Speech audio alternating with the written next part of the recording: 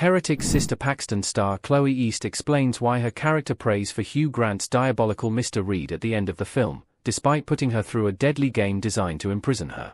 Directed by Scott Beck and Brian Woods, the A24 religious horror film follows two young missionaries who visit a seemingly friendly Mr. Reed, who inquires about faith.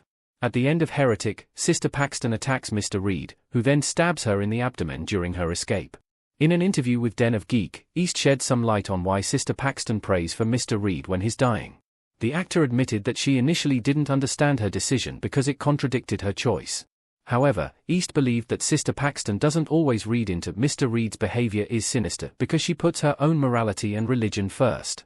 The actor elaborated that Sister Paxton does have some sympathy or empathy towards Mr. Reed, which is admirable. Check out what she said below. What this means for Sister Paxton Indiana Heretic. Her moral code is stronger than fear. The highly rated religious horror movie shows Sister Paxton bleeding out from her abdominal injury in the prayer scene after Mr. Reed stabs her. The two end up in the prophet's room behind Mr. Reed's altar of choices. Sister Paxton starts praying, but her prayer isn't audible to the viewers. East's comment clarifies that Sister Paxton isn't praying for herself but for her perpetrator.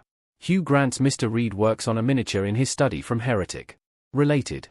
Mr. Reed's plan in Heretic, all twists, the actor's initial confusion also speaks about how unusual Sister Paxton's choice is under the situation. Her comment about the character still choosing to make the right moral choice sheds some light on Sister Paxton's character and indirectly explains Heretic's final butterfly scene. Sister Paxton chooses to believe in the goodness in the world.